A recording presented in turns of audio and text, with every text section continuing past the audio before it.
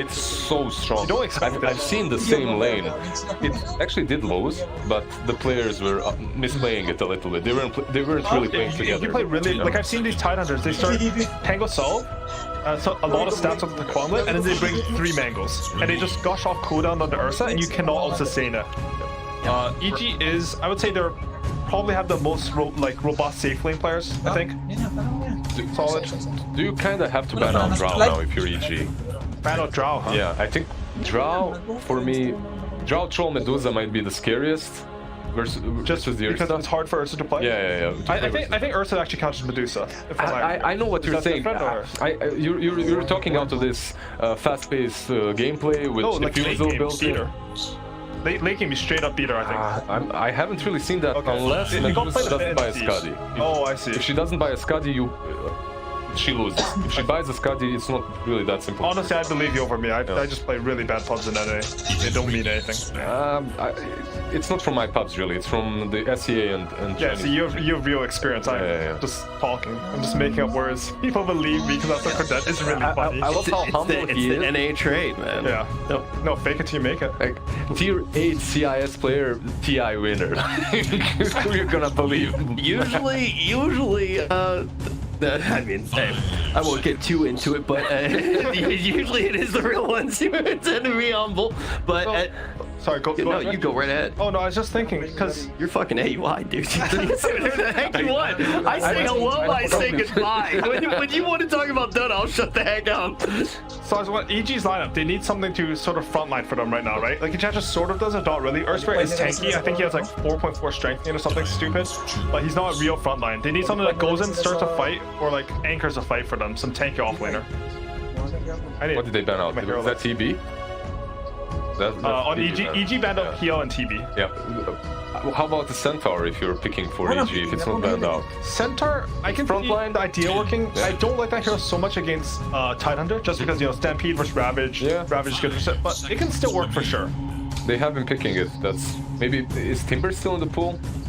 Timber is banned out. He's obviously early on. I really don't see like you have Underlord, you have Centaur. What else can you give to Ice Ice Ice? I mean, I don't see them picking Brood here. It's actually banned. Is it banned out? It's banned out. It's banned out. Okay, I was just gonna say like Ice Ice's Brood is something to be scared of. It's difficult to. Right now, Team Spirit lack a bit of sustained damage. They have a lot of magical bursts at the start of fight. You have Ravage, Tiny Combo, all the spells come out. All about the pickoffs. Yeah, but if you can sustain through that and reset the fight with some like Earth Straight roll and Ursa's still alive, you can definitely power through their fight. Oh, Doom actually. That's a good pick. Yeah. I completely forgot about that hero. Really good for Tidehunter. I was gonna call it for Team Spirit because they had Grimstroke as well, but before the Ursa was picked up. Probably some of that is like they don't want them to have Doom as well. I mean, I don't know if they probably would. but Yeah, not don't carry. actually. Yeah. That stuff used to be legit though. The Doom carry with like super strong. Probably not anymore. Okay, so they need a carry that's a bit independent against a Doombringer, I think, right now. I think they want the supports to be able to move around with the Tiny, maybe even go to the Titan to pressure Ursa. What? I still see the same heroes. Monkey is still in the pool. That's an option, but they go with the Raven. Okay, classic for Doom. All right, now that the chips have all been laid out, what is the game plan for EG to actually win this one? Both of these teams have pretty much similar gameplays, right? These offlaners with long cooldown ultimates, they can fight early on one side. Ursa, if he opts to go for the defusal, CIS Raid Kings actually join fights very early on. It phases into gloves. Is he gonna go to Soul Ring? Is that more Chinese only? Or? That's more Chinese, but he might. However, this phases into gloves, and then you decide whether to go Armlet or Radiance or whatever. Yeah, like I think both of these teams have pretty decent drafts. I value perhaps EG's a little bit more just because of the name, but I like the Grimstroke, Shadow Shaman, and Raid King quite a bit. I think Spirit's draft is vulnerable in the early game. Yep. They have 2 range supports for Enchantress. I think EG should look to collapse on mid with the mid wagon and maybe TP into Doom with the pot coil. I think they should be able to like set up tempo really well if that happens. Okay, so a little bit of tempo early on when we're looking at Team Spirit's draft. So also, how do you feel about the Ursa now, all things considered? Because I know that you were looking at just as a hero, just in this draft. In this draft. I mean, if he has a good game, I think it's a pretty free Ursa game. I'm not too sure. Okay. He has a lot of stuff to back him up. He has abilities to let him hit like Koyo, you know, even just some Earth Spirit roll. But it all depends on the lanes this game, I think. Okay, all right. Well, you heard it from our analysts. This one is definitely going to be tough for Team Spirit as well. You have to keep in mind how much pressure really is on a squad like this. A lot of players not having as much LAN experience in an environment like this, and they're going up against EG.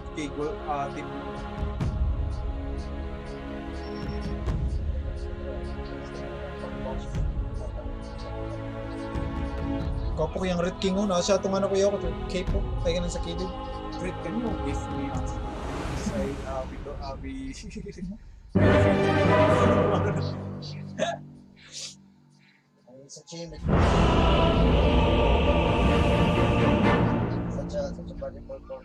Honestly, Rich, I know how you feel. I say hello. More stuff. In the meanwhile, looking at these two drafts and the two teams, are you leaning one way or the other? I'd say 60-40 for EG, where I've seen a lot of Ursa games where he completely takes over. Might not be the easiest laning stage, because he's laning into Tidehunter. Tidehunter plus Shadow Shaman is going to be a ton of damage, ton of minus armor, even though it sounds good on paper, but you know, same goes for like Slark into Tidehunter. It's really not that good early on. It's more about like once you get the levels, in the mid game you're going to feel that, you know, good matchup, but in the laning stage it's really not that great. And you know, panel discussed about how, you know, this is not a really experienced LAN team. They're not really playing in LAN environment right now. They're in a hotel where they've been you know, isolated. They made this as their home for the last 10 days, so I really don't feel that this is going to influence how they're going to play the game. Maybe when it comes down to the big stage, then it's gonna matter. But right now, I feel pretty confident how Team Spirit is gonna perform in this one. Yeah, and you call that Wraith King pick right at the end, something that can contend with that Coil, the Doom, and these extended team fights from EG, of course, with his reincarnation. And a point that AUI brought up as well was that early rotation potential from EG, collapsing onto mid lane around the 5 to 10 minute catapults with the Earth Spirit, the Enchantress around the Dream Coil, and maybe even TP the Doom in there to set that tempo early on and try and limit Team Spirit and how they do build up into their key items, because they are quite reliant on an itemization, especially on that Wraith King. EG is going to run an aggressive tri lane, so they have a sentry ward already on the Enchantress to be able to deboard the big camp and put a ton of pressure. Earth Spirit, Enchantress plus Ursa seems super strong. One of the reasons, because we discussed it, panel talked about it, Tidehunter, like he is really strong, and now they're also like adjusting the lanes. It seems they're definitely gonna need to bring Shadow Shaman if EG keeps the tri lane, roll from the Earth Spirit. Straight past them. And they also body block that bottom wave, so it's under tower. That's going to mean it shoves out a little bit better and forces the Wraith King and the Grimstroke to be in a more awkward, open position to allow that roll, that moving with the creep, and EG to play aggressively. So there's the adaptation from Spirit, also making up their tri lane in a 3 versus 3 down bottom. Team Spirit will need to body block the big camp. They see the central ward on the Enchantress. Earth Spirit wants to block the small camp, so there's not going to be a pull. Nicely done by Crit. Yeah, stopping any kind of creep manipulation. Might take a lot of damage though from this. He might skill Inkswall, just kidding, doesn't get it. If Shaman was a bit closer, maybe he got a boost of speed, but went for a more stat-oriented build. Magic Stick, 2 Ironwood Branches, a Fairy Fire, and a 6 Stangos. Honestly, really well done by Yatoro so far. 4 and 2, even after that little body block, the pullback, the lane in the state it's in. Still gets a good amount of CS from under his tower and then pushing forward. So not the devastating situation that maybe could have been in this early laning setup from EG. But for now, the tri-lane's a little bit of calm there. We can take a peek into some of these other spots. Abed on the putt in towards mid against that Tiny, of course, Tiny, Tokyo. Tiny gets level 6. There's going to be an instant rotation from the Earth Spirit. Already there, hiding in the trees, ready to snap the coil. So this type of rotation is very easy to, you know, like know what they're gonna do. So I expect Team Spirit to react to that. Like prematurely, you know when you're gonna be able to hit level 6 on Tiny, you call for a support help, and someone should be there. Possibly, yeah, just the Shadow Shaman, sit there in the trees, also be ready for that type of a play. Meanwhile, on the top lane, we have Tidehunter plus a Doom. Both of these heroes are gonna keep farming. Not a good matchup for Tidehunter in the mid game, because this most likely will be the hero that the Doom wants to go on with the ulti. Yeah. Again, possibility that Earth Spirit makes a rotation to the top. One more time, extra slow, extra stun to bring this Tidehunter down right now. It's kind of interesting though, right? Because usually Tidehunter we consider to be very good against these melee heroes, bullying them with Anchor Smash, getting forward. If Ice brings the regen that he needs to sustain in that lane, he's got Devour, which will be able to outscale the Tidehunter, especially going into mid to late game. This is where Ice shines. Historically, he's been always good in these 1 versus 1 scenarios. You can't really bully out Tidehunter out of the lane. Super strong, great stats game. Playing into melee hero, you know that he's gonna get the farm. It's all about that. What happens when they hit level 6? It's about to expire. I thought maybe a go there from EG with a roll, a Centaur Stomp. They don't play an aggressive move just yet. Keeping RTZ farming freely. He's a good wave and a half ahead of the Wraith King in terms of last hits. While Abed secures a bonus bounty rune here, because it looks like the Enchantress will be able to slip back and take that right-hand one for the Dire team as well. So Enchantress forced to get out in the triangle, try to get a creep from there. Body blocks, they just keep body blocking, and they also have a Centaur that is inside the square, so that blocks it. It's kind of cool how that Ench is playing from Fog though, right? Because she's still a threat no matter where she is, and that's why Team Spirit keep both supports down here. So it means they're leeching experience from each other and losing out in that XP battle, while, you know, Earth Spirit kind of staying away from the Ursa, allowing... Abed gets it. Oh, Abed, yeah, takes the water route. A little tiny combo comes in. Can't really blow him up, not at this point. Abed had a water rune in the bottle, Tiny 1 level below, so still very hard to get. At least he steals the water. This matchup puck against Tiny, I've seen it go both ways. Like Tiny can't get a return kill, can't get something done if puck overextends. But, you know, one of the reasons why we see more of the Tinys lately is the introduction of the water rune. So he pushes out the wave with the 3-throw, 3-grab, and then goes back, farms a small camp on top of it. It's just the story of the mid lane these days. Yeah, the ability there just to stand his ground, not really under too much threat of dying because he's so tanky. So yeah, if they do rotate into that mid lane, or if it's going to be down to those midders to TP into these side lanes later on. Team Spirit wanting to move out of the tri lane though. Again, they don't want to be stuck down there leeching XP from each other. Try and find the Enchantress, see where Fly has been playing, because Anch has been taking out some of these jungle camps, getting a bit of CS for herself, and will get closed in on here with a Grimstroke stroke, the shackles coming in. Enchantress being chased down as Fly will be dropping shortly, unless these little wisps will heal her up. Fly surviving, but that stroke good thing. Takes her down. Unfortunately, did not have Enchant ready straight away to dispel the Ink Swell. Puck, he is level 6 already. Let's see the Earth Spirit. He's hiding in the trees. Possibly ready to rotate on the mid lane, but the lane is kind of pushed in. So just farming a small camp for now. And there's the rotation. Refill the bottle. Enchantress will do the job after you die. Pretty much the stuff that we see lately all the time. Yeah, Toro forced the TP back to Fountain, in fact. Doesn't go with the TP to the tier 1. Got kicked back into the Ursa. That's a long walk back to that lane. 18 CS, lacking in that levels and experience department. And Mipochka and Mira, yet again, moving towards the edge. Fly, the only real target out on the map that they can attempt to go on, but they whiff out on their combo, and that opens up Abed to coil the Grimstroke and snipe it. A pick off of its own, dodging away from the Wraith. Mipochka dies, but revenge. And Fly, these little wisps, the attendants arriving, means that Yatoro, even though he's tossed forward, can't close the gap onto Enchant. Because of the tri-lanes, all the supports on the map are very underleveled. We see Grimstroke, who's level 2, Shadow Shaman, level 3 at the moment. Even Wraith King, 6.5 minutes in, has not hit level 5 yet. One victor there is going to be that Tidehunter. 3.3k net worth. Oh, with the roll from Crit, the clap out of RTZ. Yatoro doesn't have a TP scroll, does he? So he's kind of stuck down here and flies rotation, returning to the bot lane. Inkswell comes, Mira and Miposhka defending their Wraith King with their lives and everything they've got. But look at Ice. Gorge turns and cut through the trees.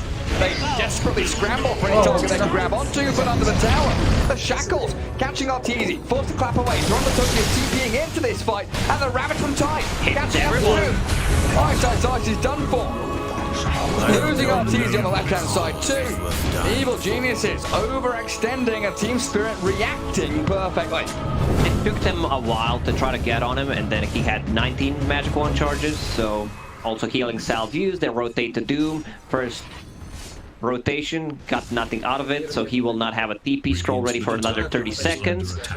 Tiny, he needs to be active. I've seen different builds on Tiny. The one that I really like is just Brown Boots into Blink Dagger, have a Wind Blaze for more move speed. This time around, he decided to go for the Power Treads, which will delay your Blink Dagger. Usually, you get it between 9 and 12 minute mark if you skip the upgrade. Your Brown Boots. Thinking about the turnaround onto Mira. Down to half HP from the chain stuns of Team Spirit, though. And yeah, on that Tiny topic, I know we've seen in SA quite a lot. The Brown Boots straight into the Blink Dagger, like 6 or 7 minutes, and you are just running around the map finding pickoffs. Similar to what Arbed is attempting now. The coil again launched out, Wraith King half HP, but has the backup ready here to save him out. Shadow Shaman and the Grimstroke, they deter Arbed and force him to return to his mid lane. Team Spirit is really good at figuring out what's gonna happen in the next minutes. They're already there. One TP rotation, one guy is sitting behind him. They need that level 6. You don't necessarily need to put a point in reincarnation. It's just by having it, they see you're level 6. We'll think about whether they want to gank you or not twice before they do it. Toronto Tokyo has a wave to clear out mid. And they put that Tide down bottom, plonk it in front of the tower, soak up the damage, stop the push coming in. Wherever the Doom goes, collapse will follow. Herd Soul Ring and working on the phase boot, so he's incredibly tanky. They should have Ravage up shortly, but you can't Ravage when you do. TP response is arriving, and Tide Hunter is just impervious to all this damage. And you can die from Doom when you're Tide Hunter. Not at this point, no. Top of the net worth, his highest level. He's just out-regioning at this point. Meanwhile, they will be able to put some pressure on the top tower. Skellies are there to support, sitting behind Wraith King all the time. I don't think EG will try to make a move here. Maybe they have a good read. There's a one ward that kind of scouted them out. At least one hero. Now Tiny mid. Another coil from Arbed. Let's see if this one can pick up a kill, because Tiny snapped the coil thanks to the kick from Crit. But Mira there with the shackles. Toronto Tokyo, the toss back onto Crit. Spirit still sitting at 400 health with 7 stick charges, bottle charges, and everything else in between. Toronto Tokyo's fine. Well, bottom lane. In comes the Wraith King. Blasts into the Ursa, collapse. Gets his hood off, and Ice is 1 hit away from death. A double for Yatoro coming in to react for his Tide Hunter. Very impressed by the way Team Spirit is playing first 10 minutes of the game. They're just everywhere around the map. They're reading EG like a book. They know where they're gonna go. I'm also stuttering from how excited I am the way they're playing right now. And also the Tiny, he decided to go for the Strength Power Treads. It's something that makes the difference in that gank. He still had the Magic Stick plus a Fairy Fire, but a bit too tanky, limited amount of damage. Crit bought a Tome for himself, which got him to level 6. Power support's doing on Team Spirit side. Level 4 Grimstroke, Shaman getting closer to level 6. Could potentially make a rotation on the mid lane. Let's see if they want to smoke. Seems like they do. Yeah, they might want to smoke down to bottom lane, because this catapult wave from EG. They did not want to make too suspicious. Just want to show one hero on the map, otherwise it would be too obvious, but EG having a really good read as well. They know this is coming. Retreat back from Ice and fly. And Boschke, Toronto, Tokyo can't get to the bottom lane, so they're going to try and wrap around into the triangle instead, but get spotted in the process. Maybe now the idea is to move on to mid lane. Tiny spends his combo. But it stops the push, and that's the most important thing there for Team Spirit, is that bottom tier 1 stays alive. They've got the tier 1 top of the Radiant, the Dire team, like I mentioned earlier on. It's Crit trying to contend with Mira. Another coil. The Serpent Boards, Inkswell, Arbed, stuck inside. The Phantoms of Praise holding in place, and now the toss back again. A double kill for the Tiny. This movement has been so swift and slick from Team Spirit. EG don't know what's hitting them. The first usage of the Doom was not their first rotation and not getting anything out of it, and then time it was used. On Tidehunter, he survived. So right now, Isosize, doesn't feel very comfortable just going in. They don't think they have enough damage. Also, Isosize probably regrets maxing out the Scorched Earth. Would definitely love to have a Devourer, reduce, get more gold out of it, going into hand of Midas, sitting at third of the network chart. But I've seen Dooms just popping off completely. When I first saw it a few times, it wasn't really that great. The hand of Midas, then you get a BKB Blink Dagger. It's almost every single time the same item build. But you're the king in the mid and late game. Like the double Doom, sometimes even triple Doom with the third Roche. You have enough mana to actually use all your abilities. Yeah, you don't go to the late game, you bring the late game to you. Exactly. Get incredibly stacked. And there is that hand of Midas, almost 13 minutes in. Coinciding with the timing from Tiny though, and that's why we see the TP top. Tiny with a Blink Dagger behind Yatoro. A Dire Observer Ward though, I believe, spots that TP rotation, so Evil Geniuses are going to try and ping-pong themselves across the opposite side of the map, knowing that the Tiny won't be able to respond this time. And maybe finally collapse onto that bottom objective. On towards Collapse. Fly throws a few little projectiles at him. The Hellbear Smasher chipping away, but it's nice little tickles in comparison to the health pool and tankiness of the Tide right now, who can just stand his ground in front of that tower. Collapse, what a boss. He tried to use the Trusty Shovel, then saw that they're going at him, stopped immediately. Like, well, I just don't want to go for it. I hope he decides to get a Pipe of Insight as the first item. It's a very expensive one, but he's going to mitigate all the damage coming out from the Ear Spirit and the Fuck. Mirror fast up. The ball's not going to come. He's going to bury fire off in time. Tidehunter with a big ravage there. Allows Yatoro to get towards Abed. Toronto Tokyo looking for a combo. RTZ soulbound up to the Doombringer now. As they do have Miposhka still backing up this Tiny to try and retreat, but Isosize chasing forward. They've got the Inferno Blade to slow down. The jump in from Abed. Finally, 2, 3 in a row for EG. And this tier 1 tower should eventually fall. Team Spirit sticking around. Reincarnation. Do we have it there for the Wraith King? He has a point saved, and finally gets it online. Unfortunately for them, Shadow Shaman didn't get his spells off. If he manages to drop off the Serpent Wards, I think the fight just stops there. They wouldn't get another kill on Tiny, possibly. Tiny, now with the Blink Dagger, will be able to jump the Enchantress. Enchantress also tanking up, going for Fluffy Hat, Power Tread Strength, Magic Wand. Might even get a Casual Clock just to be able to survive through that burst. The deny. There it is. Collapse bided his time, and Toronto Tokyo attempts on to crit. But again, like you're mentioning, these tankier supports itemizing to deal with that Tiny combo, making sure they don't get burst down immediately. This Invis might catch them off guard though. Plus the combo from Toronto Tokyo, something they might not quite expect. But he'll show himself in that mid lane regardless. It's been quite slow and steady here from EG. It looked a little bit worrying in that position they were in earlier on, where the reactions from Team Spirit were coming thick and fast, but they've kept the farm rates up. Doom, of course, accelerating quickly. Puck now heading into the Witchblade, and that Diffusal Blade on the Ursa Warrior. That's a big far away. This is when they take a fight near the Roche, possibly in a triangle, smoke up, and turn that into Roche. With Ursa maxing out the Fury Swipe, plus a Morbid Mask, there is enough damage to take down Roche. You can actually solo kill him once he gets that Diffusal Blade up. Quite interesting, yeah, to see the not only item builds, but skill builds change because the item builds, right? Because we used to see Ursa with the Battle Fury. Not really go for the second spell too early on. Overpower, thank you. Brain being a bit slow today. It's okay, Gary. You're used to it by now. I'm used to what I'm saying, a lot of mistakes, a lot of mispronunciations, so you're like, yeah, Gary, you're 10 out of 10. It's one of those spells that always get mixed up with Overload, Overpower, and Overcharge. Like IO Storm and Ursa, I don't know, my brain just can't handle it for some reason. Too many overs, not enough unders. And there is that pipe you mentioned on the Tide, Collapse, rides it up. Wants the Blink and the Solar Crystal, looks like. There's his big buff-up items. Team Spirit wants to farm up the Radiance on a Raid King. This is going to be their big timing, plus a level 2 ulti on him. Crit misses it, but there is no Diffusal Blade yet. And they're still coming in from Team Spirit to defend this Reincarnation. Collapse going to have a Ravage, and EG to slow down by the Reincarn. RTZ gushed up, being swelled forward. The Hex catches crit. They'll go for the easy target first. Bring the Earth Spirit down as they get a Doom towards the Tiny, it looks like. Not able to completely finish off the Ursa Warrior, who enrages and hops back to safety. Another Doom kind of wasted. The only good Doom he got was the Tiny on the bottom lane when they managed to get a kill on one support and a Tiny. And they hold the Ravage, right? Yeah, Ravage is going to be available one more time, but unfortunately for Team Spirit. Oh, in we go. X-Well combo. Fly, caught out. Completely off guard, and Ice just going to have to stun and run away.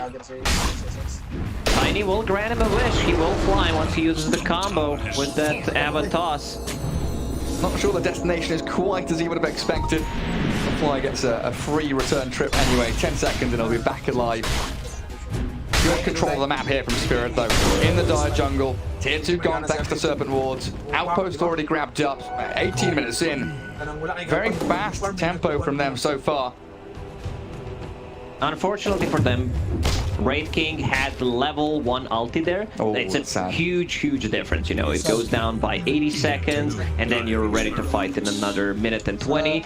Now Radiance is online. Still not gonna feel that comfortable going in. Radiant using the scan, so they know they're in a triangle. It's all about that. We defend the Roche. We have a Ravage. We know that Doom is down. 2 big items on EG. The Fusel Blade about to be delivered to Ursa. Puck with the Witchblade on top of a 1,000 gold, and Doom. He is coming back into the game. The War maxed out in Hand of Midas. Now has a BKB out of a sudden. Look at him go.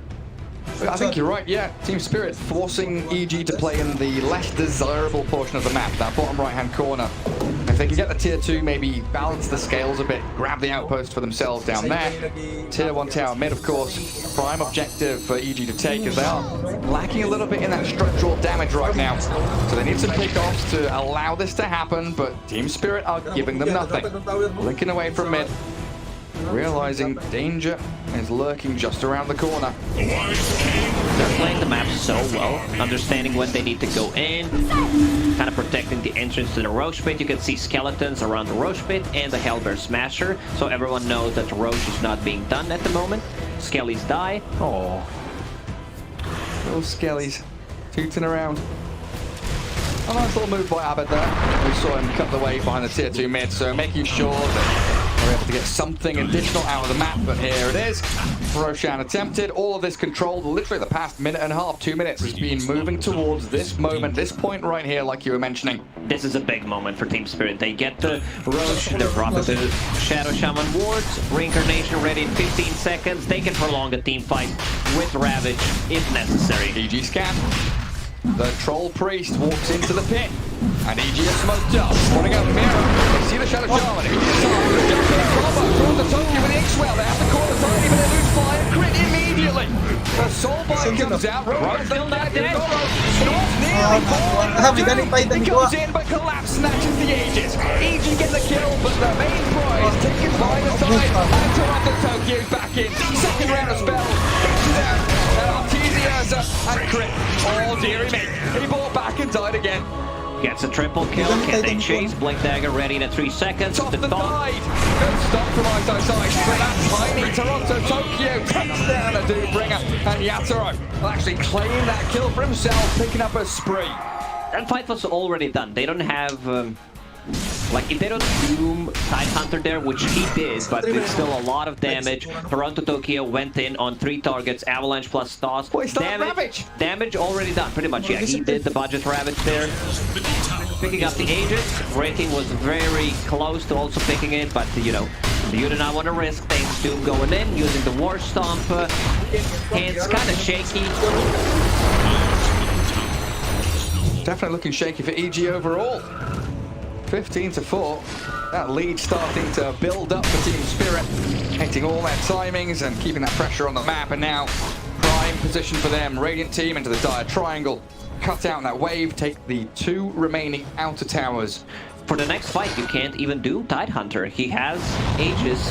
It's even better. I believe it's even better. Now they have 7 heroes against 5. Crit already bought back and died, so his item progression is just not gonna be there. The good thing going for him is that he found the Fillet Stone. Oh, nice.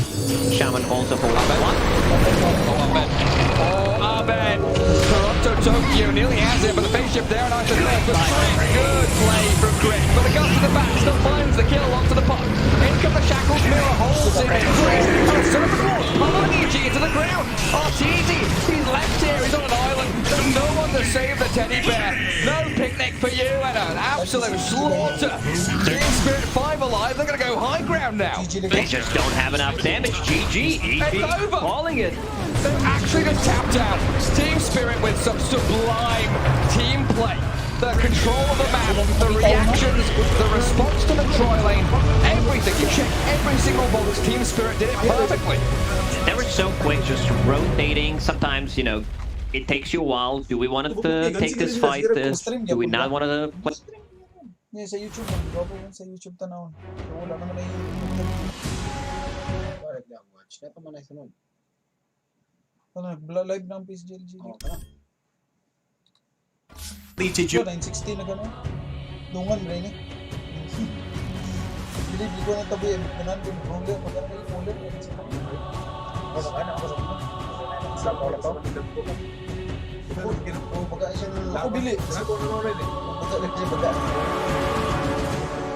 Ako kayo tara na pasok.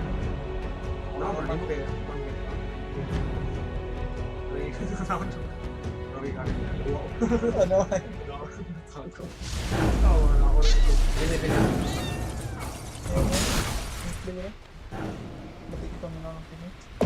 Kyiv playing full grade. He's farming neutrals as the Grimstroke, while the AM also farms neutrals, while also Faith Beyond farms neutrals. So Beast Coast looking to punish this.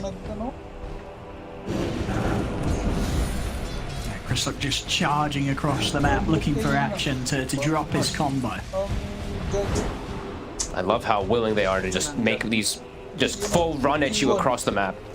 Schofield sees a hero, immediately starts running at him. They see someone else on the opposite side of the map, just start running at them too. PSGLGD splitting it up a lot. Nothing to say showing bottoms, and Q showed himself top with these strokes. Even the safe farm to Ame. Now we do have a smoke. They have to punish somebody here since they're showing on 2 or 3 lanes.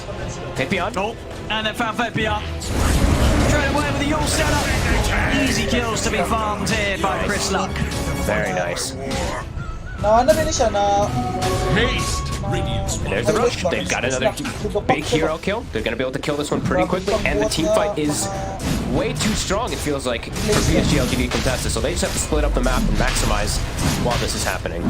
East Coast. Yeah, I don't think they can fight the East Coast right now, especially with the BKB done on Chris Luck. You know, he's always just going to be able to step straight to the front of the fight. And you're not dying through BKB this game. At least not at this stage. No, you don't want to fight it to Phoenix Egg plus Marzo plus a curse. There's just no way unless you really just get the absolute dream initiation somehow. Approach going for K1.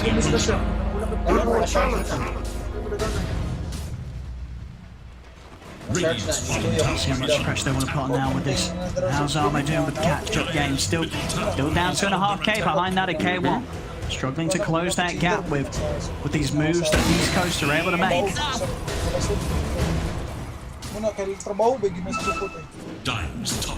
Taking a fight, probably still going to be off the cards here for PSGLGD. Try and slow down this push, of course, with the living armor.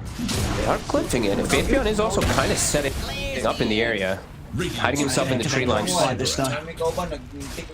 If they see someone split up, they're trying to force something bottom because they're also pushing. If they see a reaction, they're going to look to go, but East Coast not reacting yet. They're trying to get down towards the bottom line, East Coast.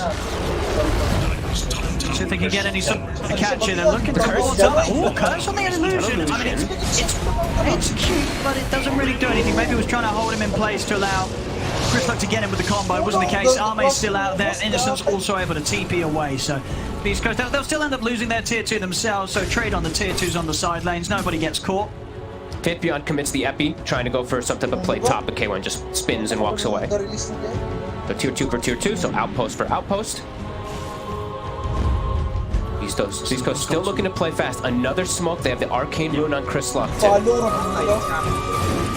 They see Ame. That would be the dream catch. Oh! The spear catches him. Have they got enough though? He's out with the man, so he's off to the side. And he should be fine here. I think even with that nice of a catch that Chris Luck was able to get with that angle of spear, it doesn't matter, of course. Killing this anti-mage is at the point of the game where they kind of need...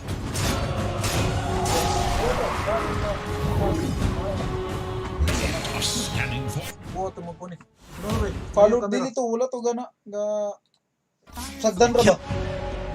Sagdan ra ang tak. Mga next. Wala ga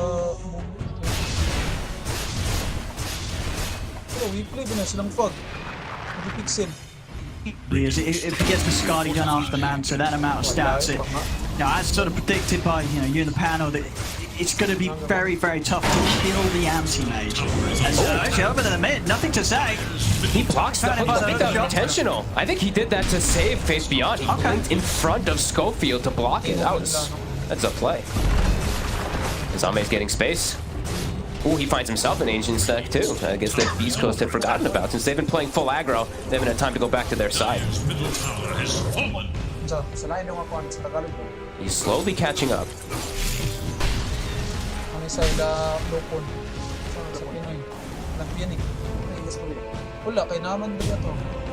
Well, see, actually, a bit of an interesting change-up in the build-up here from K1. He had the ultimate.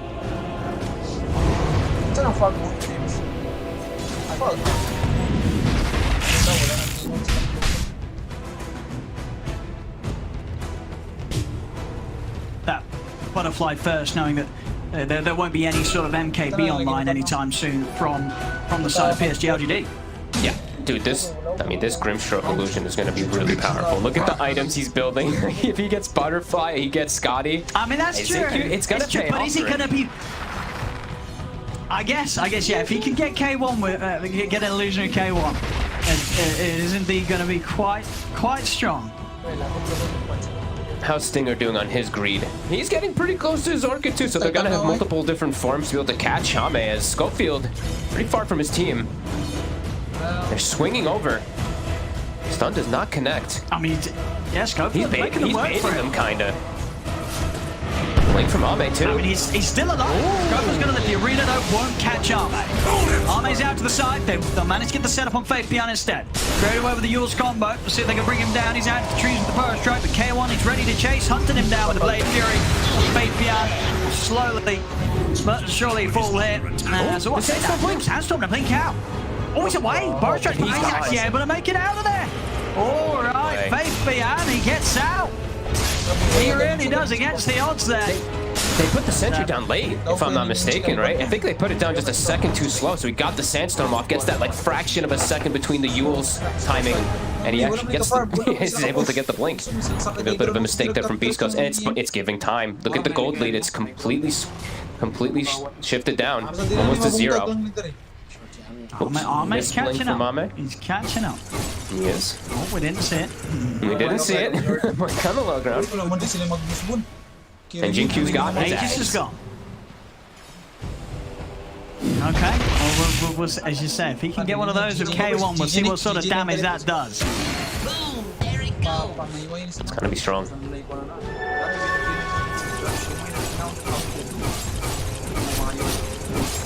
How's Stinger doing on his Orchid? Very close. Just a recipe away now. PSG LGD is feeling strong. They're smoking. They're looking for the fight. RP down as well, but he's able to get the Blade Fear up in time. There's no follow. K1's going to be fine. He's ready to run them down, and now PSG LGD, they're having to back up. Faith Beyond getting caught underneath the Supernova. They'll take down the Sand King. Chris looks in with the BKB on top of nothing to say. Omnislash at the ready as K1 cuts down another double kill for the Jug. PSG with a failed attempt to blow K1 up. They're in. They try and keep him locked down, but a bit of a window was left open. He gets the Blade Fury off. Sure, he's still stunned by the RP, but they just don't have the damage to kill a Blade Fury Jug with this Butterfly done. And now they don't really have the great way to defend the high ground with all these ultis being committed. Ame, yeah, that was a split push going, but that was a very ambitious attempt from them going for this K1 Jug. Yeah. There's that illusion. It's very strong. I mean, it's pushing them back. It's pushing them back. You're not wrong. It's pushing them back. It's holding the fort here. It's actually going to stop the push entirely. combined with the split push pressure of Arme. So indeed, that Axe Rush from Xingqiu definitely showing its power, showing its potential here when it comes to turning the tables against K1's jump. They're going to have to heal that tower up. That's the difference here, whereas Ame's split push is going to be more effective since there's a Treant Protector on the other side.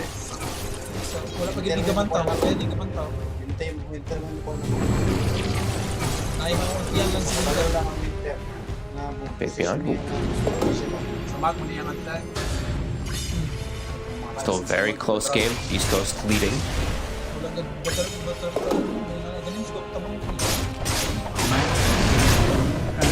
For the butterfly next himself. Himself some nice structurals here. Paladins available for Arme if he wishes. And over on the side of Beast Coast, K1's got the Orb of Destruction. Bit of amp up to his damage. I like that we're seeing Whisper deviate his build a bit. He had BKB queued up for a long time, but the game state slowed down so much that I think they're realizing, okay, we can't really end the game just yet. We're gonna have to start itemizing for this anti-mage who's gonna start getting involved. So he's queued up the Hex. I do like that. They're gonna have a lot of different ways to control him with Orchid, Hex. Kind of bother Ame a little bit. With Arme here. Jetpacking over, scouting out the trees, putting out. Ooh, nice little sneaky ward. You're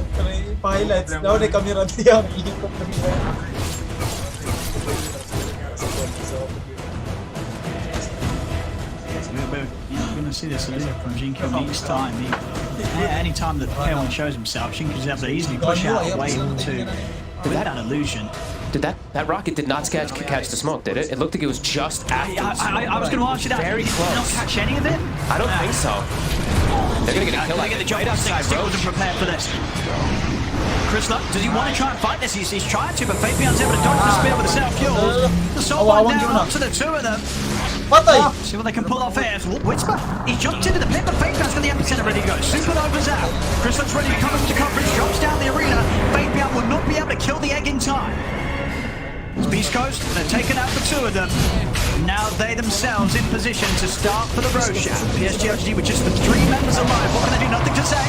Gonna jump in, to skewer back onto Whisper. Has he quite got the damage? He does. The Phantom's embrace upon him. Whisper, nothing to allow him to get out of there. PSG they want to try and punch into this. K1 still standing very strong here at the side of the pit. FRP still ready to go and nothing to say. Beast Coast used their egg. They used their Marzel. So the fight around the Roche Pit is a bit weaker, but it looks like PSG they're going to give it up.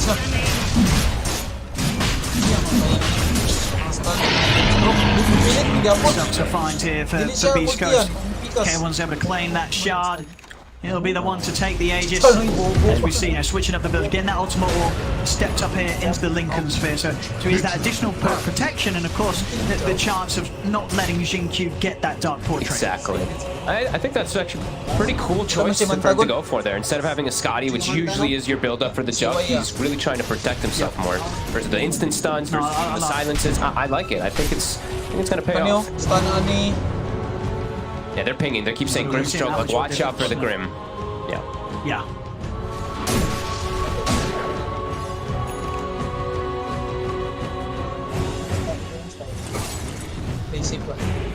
Mate. Lots of money in the bank here. 4k gold towards the butterfly, but of course still well behind that of the farm of K1.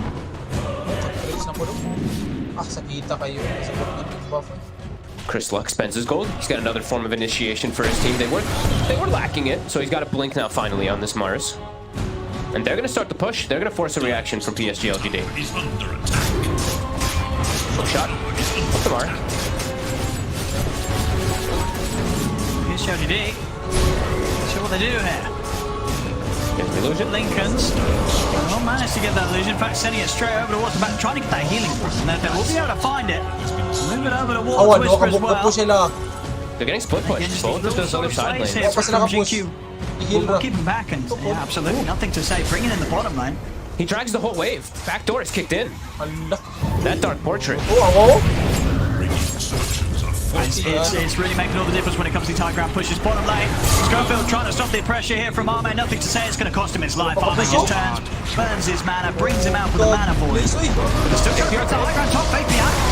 He's trying to go for this, but the Blade Fury's up. He's actually got to get back out of there with a Power Strike. He can't stand close to K1. Beast Coast, they'll reset, they'll back up. They look for the quick jump there onto Arme, but Arme, equipped with the counter spell, puts a stop to the Yule setup that Chrislop was going for. As Arme gets out in time.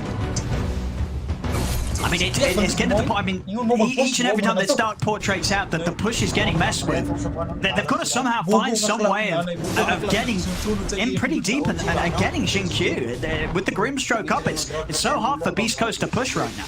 But how to look at his cast strings. If he has Aether Lens plus the headband, it's so difficult for them to push first.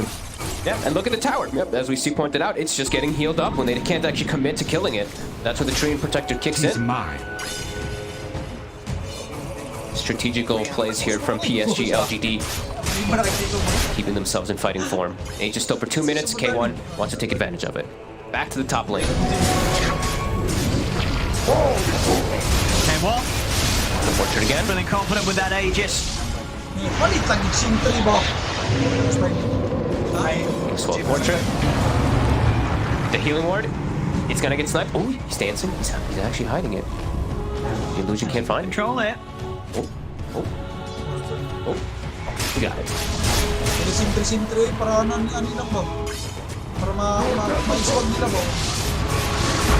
such a low cooldown as well on Stark Portrait. Yeah. Doesn't really matter if you kill it. It's going to be up ready to go again here as the jump fake out tries to go for the stun. Yeah, get out. Chrislop going in. He wants to find Xingqiu. He moves straight over towards the Grimstroke. There's a Rhea underneath the tower. And then the RP comes out. Chrislop's going to die for that effort. The curse coming out onto himself there, Stinger. Supernova is in place. Split push. Going to stun them behind the tier 4. Just giving time for K1 to keep pushing on to the racks. As K1 will be able to find the melee racks. Now they'll start to back away. It's going to be the Treant down. Fate being able to get the setup onto Stinger. They actually have the damage. Those Stingers out to the side. He's over with the Artiban trying to get away, but they'll still get it. They bring him down. Skewer for nothing to say. Also catches Whisper on his attempted TP out as he puts it to a stop. The damage again from the Dark Portrait of the Juggernaut being sent in by Xingqiu. PSG LGD, they will be able to get some kills out of this. Of course, objective is taken. Beast Coast, they get that melee rank spin. The same to be said down bottom. This wrap push of Arme is managing to make sure that PSG LGD always are finding a good trade in return. Such a close game from both sides. They're both playing it so well. Chris has to suicide himself to take out Xingqiu, but he has buyback. Next time, if they can actually find this Grimstroke, because he doesn't have buyback, could actually be very impactful. So they have the Hex. I think I saw the Hex finished up for the Phoenix. So now they do have an extra element to be able to potentially catch the anti-mage. But Ame is being very cautious. He is. I mean, 1-3-2, sort of the classic anti-mage KDA. You know, this is how he wants to play the game. He's not interested in the action right now. No. He's interested in poking and playing this split game that... It's really sort of testing Beast Coast on how well they can deal with this. Still go for these high ground and pushes, which are already rather hard to pull off.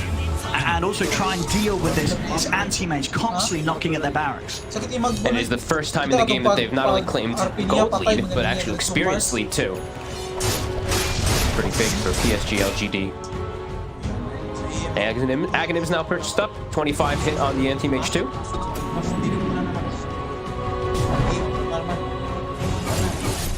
Rune as well. If they could go for something here, RP's up. They've got the full combo ready to play with PSG LGD. That is absolutely true. Set though for Beast Coast. Soon 25 on the mag. What's our level situation looking on Beast Coast? Only, I think, 25 on Jug. Everyone else is quite far behind. 22 on the Mars. They're small. Go straight away. See what they can find. See if they can catch Beast Coast by surprise. Double damage. They're going in. And again. They want instantly with the Blade Fury, so they won't be able to make the jump on the Jug. With that reveal, PSG LGD know that the Beast Coast are aware of this attempt coming into play. There it goes. This Blink Fragment is pretty frustrating just to give information.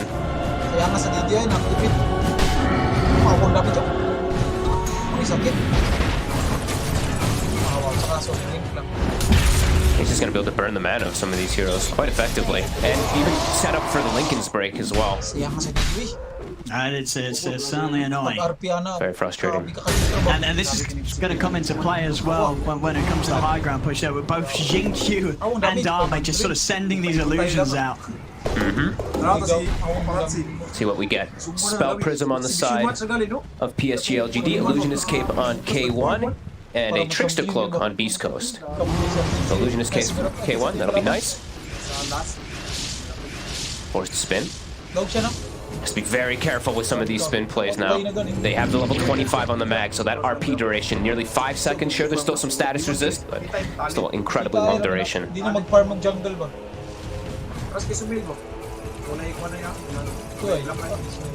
That's so close, 20. It's so close. That's the 1K in it. I mean, you said yourself, you did feel this was a game where Beast Coast, they needed to play fast, you know. Now the fact that we are at 38 minutes and it's even, are you sort of, you would feel that PSG LGD are in a slightly better position in this sort of later stage, or? Only very slight, though. I wouldn't give them too much of an advantage. Okay. I think it's very small. It's still pretty much dead even, but it's like the strategical plays that PSG LGD can do, they can do without as much risk because they have this anti-mage who can always just blink in and out. And it's the stronger that the Jug gets, the stronger than the Portrait gets.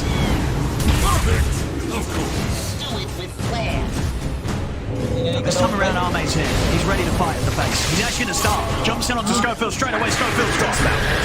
Eliminate the Glock. We're going to use the curse to try and hold back Arme. And just Arme alone. Arme's going to be fine over to the side. They're drop the arena down. Take that baby up. The RP's out. Now put the supernova. Nothing to say. Trying to turn out the water, but he can't do enough attacks to take it out. Nothing to say. He's got to back away. He'll put the BKB. Has the back of the baby out coming in, but the Omni Slash is there. They'll use it to do some of the damage for the passion down to Arme. Hates as well. They've got the control and they got the damage. They done. Arme's able to blink back to safety as Beast Coast have lost 2. They gotta run. Nothing to say, trying to chase. Chris Love, he's going to get out, but the TP's out just in time. Whisper won't be quite as fortunate. They catch the Phoenix. East Coast, they've got to run. K1, he's out with the spin TP. He'll make it away. PSG only used the one buyback there from Fabian to fight back. It is indeed straight to the pit they go with no Whisper, no Stinger. It's going to be hard for Beast Coast to really bring together the team fight to have a job of contesting this. So we'll see if they want to try and make any sort of play. Schofield, of course, he could go for some big moves with the hook shot. Their fight is not nearly as strong when they don't have their ults up. PSG LGD is not as reliant because they have this buffed up and Schofield. Beast Coast is more reliant on these ults. They're jumping out, jumping the kill. They're in onto Chris Luck. They're looking towards K1. Chris Luck, he's got to run. He's going to drop there in and try and turn, but he's out of mana. Chris Luck, K1 turns with a bash down onto Nothing to Say. Fabian comes across with the burn strike. K1, has he got the damage to bring down this Magnus? He has Nothing to Say out to the side, put the skewer. Chris Luck's able to get out. Get him out. He's able to blink away. Nothing to Say is still chasing. Arme stay on top of K1. Nothing to Say will get in. Take down Chris Luck, but the buybacks are available. Chris Luck and Whisper buying back as they'll look to try and catch PSG potentially on this retreat. PSG are able to get back, they'll get out of there. They've caught Nothing to Say over to the side, but he also has buyback as well. Will use it deep immediately as Roche is the focus. Arme's into the pit. East Coast, they're heading over. Schofield, no hook shot. It's going to be now to Chris Luck for getting in on this and trying to interrupt Arme from taking it down. But it's getting low. Arme, he's going to get the finish off. They get the Roche out, but they pick up the Aegis on the anti-mage. Getting in there, he's got the Omniscience. He's got the counter spells out. He'll be able to bounce it back, but the flash is still enough. K1 about to open the trick. The Aegis attempted, but this time they take it down. That's going to be the end. Whisper out of the game. RP down onto K1 as they lock down the jump. The arena comes out, but the spear only catches an illusion. They're still got the heroes good to fight as they take down K1. As K1's out, so is Whisper. Both heroes without buyback. Beast Coast, they've got to get everybody else out of here, so they have some sort of attempt at a high ground defense. But Chris Luck's been found. Nothing to Say. Jumps over the trees, catches the Mars. Chris Luck's going down as well. 3 dead, no buyback on Beast Coast. As PSG LGD, they may have lost 2, but they've got Arme. They've got Nothing to Say, still ready to go and ready to run it down the mid lane and do as much damage as they can. They effectively have like 3 cores in their lineup that just continue to scale because of the Illusion, the Dark Portrait, the Magnus who's hitting extremely hard, and this anti-mage. But on the side of Beast Coast, it's really just the Jug versus the world at the end of this. The Egg, not in the most prime position this time around, just gets taken out quickly. Bit of a chaotic fight there. And the counterspell does protect Ame. Even though it bounces and kills innocents, it does make sure that Ame, the most important one, does survive. Yeah, that means, yeah, he avoids those first few slashes as he's slashing back at the Jug, and There's no opportunities to get that back shot. Hex follower. Because unfortunately for K1, a little short on the money for buyback here. Was 1100 gold short, so the Megas, that's going to be out at least. And of course, PSG are going to try and push up for more. I mean, Stinger and Schofield, they've got to do something big here if they want to try and stop this. 20 seconds until jumps up. They have got a curse. The Armate is closing it up. The curse will come out. Buy them a little bit more time, but there's no stopping this as PSG LGD take down the Ancient and will take game one. That was very close until the end there, though. Wow. Speed versus greed.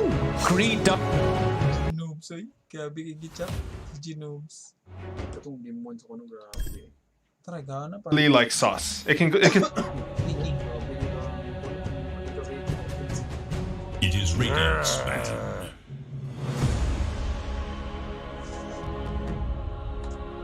I think that means because Mars can do that, but you need a lot of items. Yeah, you need hood into Euros, I think, and then even a blink on top of that. So maybe EG should look at shutting that down from the Spirit side and just like picking a really strong safe laner, which I think is when they function best. I don't know what happened last game there. Echo trying with Earth is super weird, but anyways. How greedy do you think Morphling is? You don't really care about for EG? Yeah. Because they ban out Grimstroke, Mars, Mirana that we mentioned for Team Spirit, but for EG, Morphling, it's good for Sharo. It's historically good versus Mars as well. You can play maybe not versus Rebuke, but versus Gyro has always been decent. Do you care about that much? Like they banned out the Lifestealer, also a hero that's been played versus. I think because there's a Tiny who's like a pretty weak 4 laner, you can definitely get away with this game. Yeah. The thing with Morphling is if he has a good lane, he's not like a slow hero who has to AFK farm. He's a carry who will pressure towers. You can even get like some Dragonlance on him and just hit towers. They ban out the Void instead, which would make a lot of sense. Spirit's just gonna pick like some Mirana here. Is that most likely? My problem is oh, sorry, no, they need a 5. Yeah, they need a 5. Yeah, exactly. They have a tiny 4, and they need some reliable cash. They go with the Disruptor.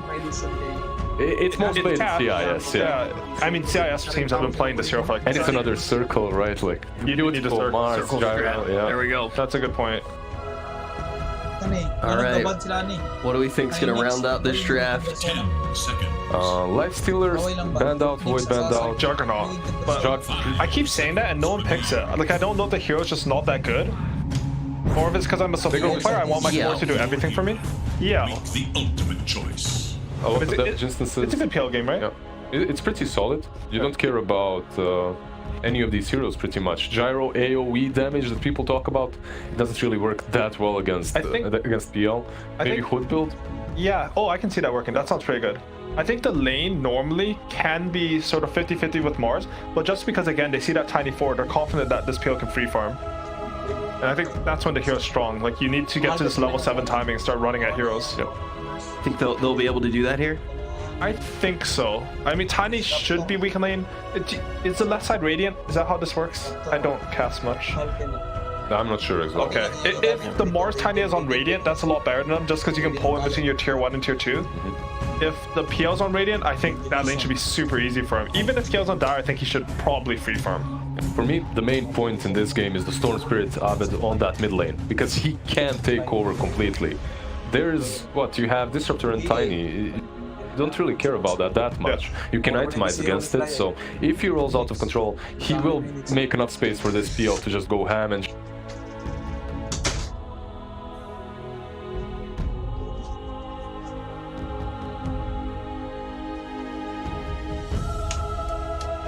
I mean, if you ask me, I have to pick EG because I'm from NA. Okay, I'm going with Spirit for sure then. But I think the draft is pretty good. You gotta give Spirit credit. The draft, like you guys said, looking pretty good. And then on top of that, they've already created an upset here by starting things off. At least a draw. At very least, they're going to be able to get a draw. If they get it 2-0, how many ripples is that going to throw throughout the entire group stage? We're going to be jumping into the game right now, and we're going to see if they can keep this upset going or if EG is going to be able to knot it up. I'm dead. Are you guys gonna play the game? Welcome aboard Tiny Airlines. Do not fasten your seatbelts. Right, Lacoste, on the one hand, we've got a lot of circles, the Venn diagrams from Team Spirit, my favorite kind of draft. But EG with a lot of disengage the Timber, the PL, the Storm, ways to escape from the circles and bisect them. Yeah, this lineup from EG is very good at going in and out of the fights. They want to just keep repeating that with the Phantom Lance, reset. Same goes for Storm Spirit. Then you have a heal coming out from the Phoenix. Timber, so in and out, one of the best heroes to do so, and not relying too much on the cooldowns. The only big cooldown you have is Phoenix Supernova in the finger. Yeah. Even without that, EG's lineup can pretty much keep fighting all the time. History might repeat itself one more time. Position for Tiny. I just don't like the hero. I just feel the whole potential of the hero is being wasted. You're using 2 out of 4 abilities pretty much. What's the kind of idea behind that? Is it that, you know, mid Tiny just gets to items faster and you use the magic damage earlier game and it feels better because position 4 Tiny is a bit more delayed, or? Position 4 Tiny, like, he soaks up a lot of farm, a lot of safe farm, because if you don't get a lot of early kills, you need to give him a lane to farm a Blink Dagger. Especially if the game slows down, he will need to be taking up the farm, let's say, Dire tier 2 tower. This is where he wants to get his Blink Dagger up because it's kind of a secure space to farm, especially if it's warded up. Also, very importantly, the panel is bringing up the catch factor onto the Storm Spirit, where Tiny is pretty much the only reliable way to catch Abed when he is on his Storm Spirit. They have a Disruptor. I love that position 5 that they picked as a last pick.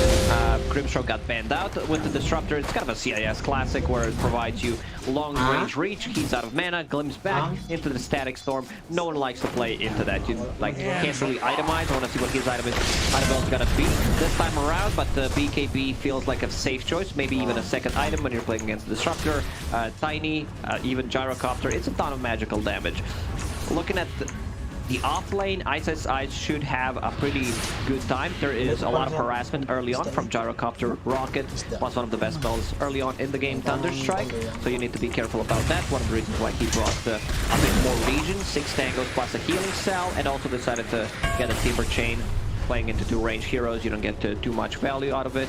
And especially with Crit backing him up, he's always got that disengage with the Earth Spike, able to catch out Miposhka or Yatoro.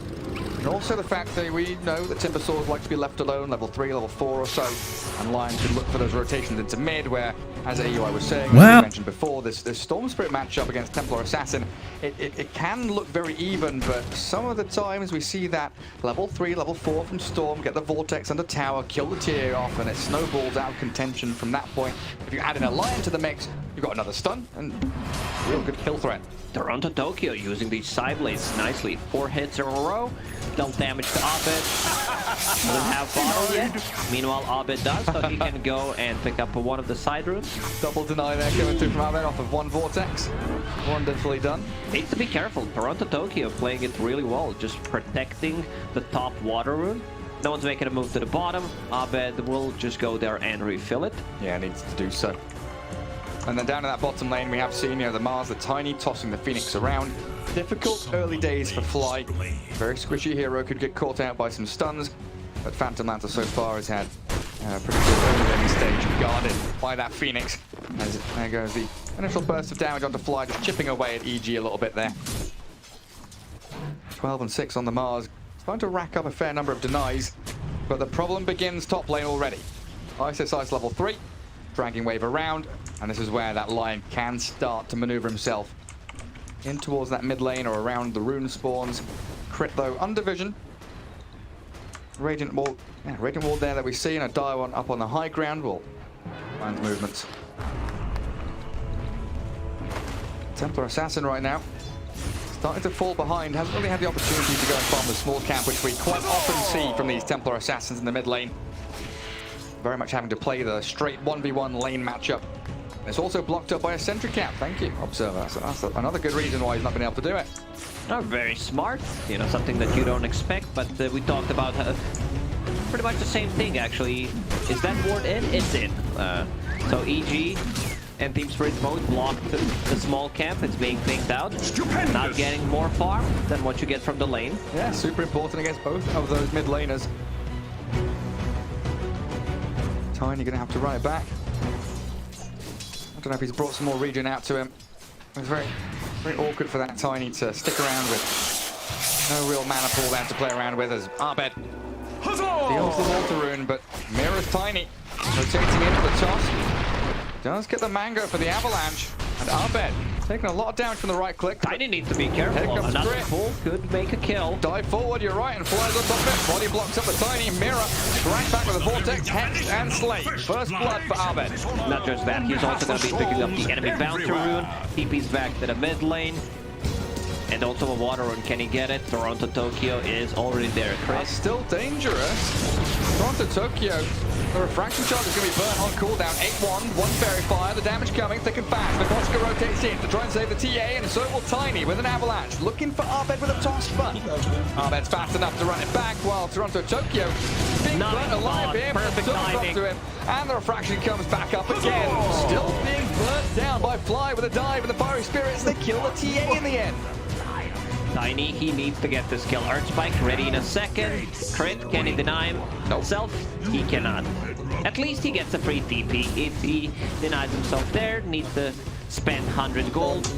Nicely done by EG. They rotate both of the supports. Meanwhile, on the bottom lane, Arteezy, he needs a cell. Someone needs to TP there and bring him a healing cell. Ice on the top lane feels pretty secure. Just having a ring, 2 points in reactive armor, going straight into Hood. No shenanigans. My man, he knows that can't afford to...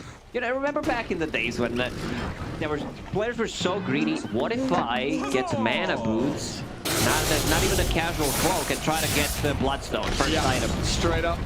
There's a stun. Chain disables. The support's rotating into that mid lane again, and they are snowballing this Abed Storm completely. Shutting down that Templar Assassin who was already struggling in the CS department. 17-4 on her. Well, Storm Spirit now 31-8, so pretty much doubling up on the CS. EG just playing around Abed. First 6 minutes, going for a bottle refill, securing the runes. He is level 6 now, and they can start putting some pressure on the tower. It's not going to be a lot of damage, but it's going to be some chip damage. Yeah, because you mentioned that Arteezy would want a south bottom, right? PL is now pulling waves. He's alone, left completely isolated and deserted bottom lane. No one came down there because both supports TP'd mid.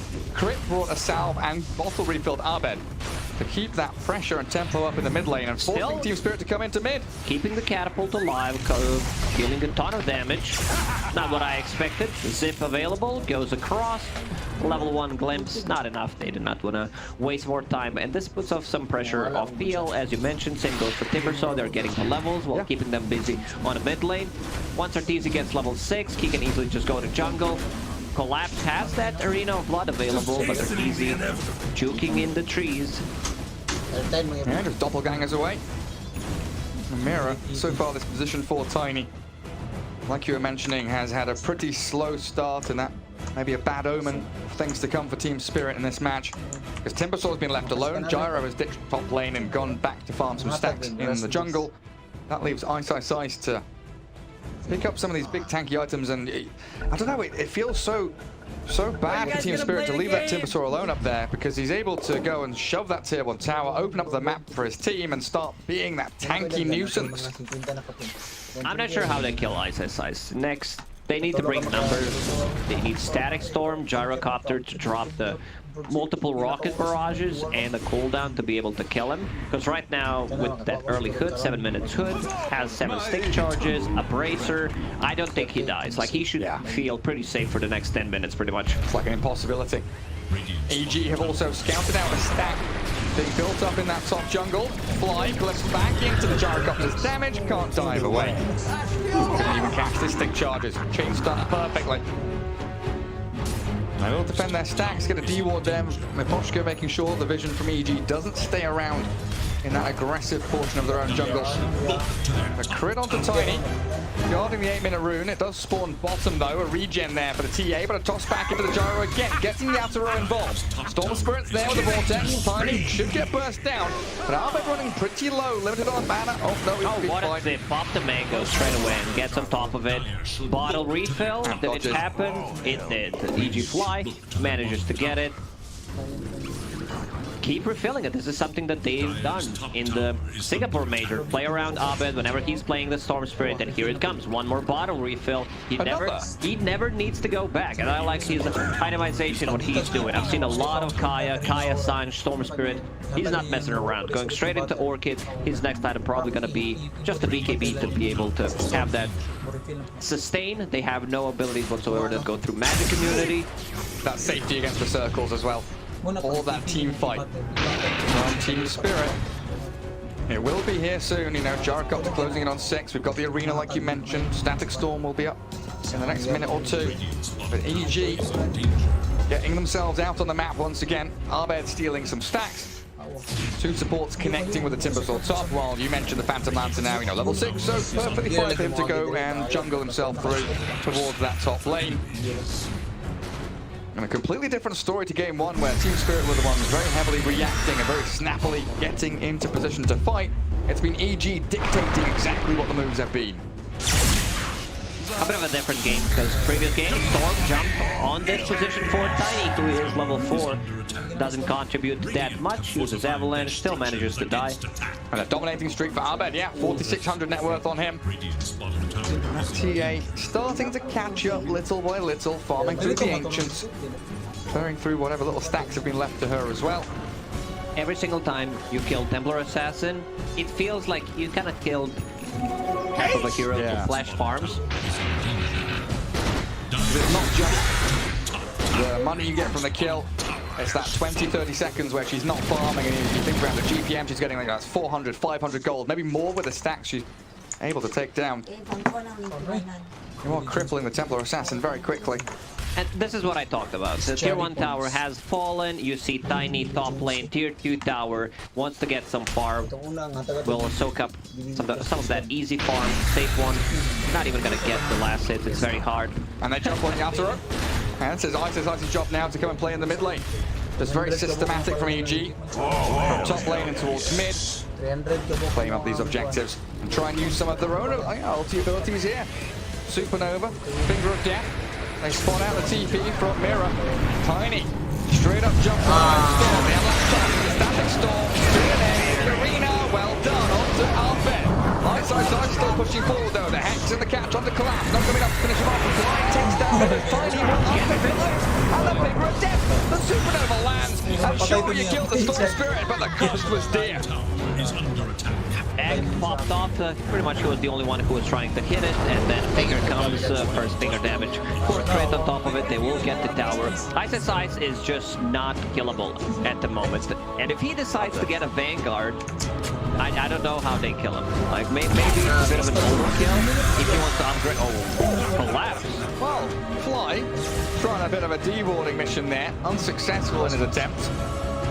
Glimpse ready, but it's only level 2, so out of reach, and it's also a Timbersaw, so no point to waste mana. Meanwhile, all this was happening. Arteezy gets the free gold from the tower, keeps farming the jungle, getting very close to his Diffusal Blade, just needs 400 gold.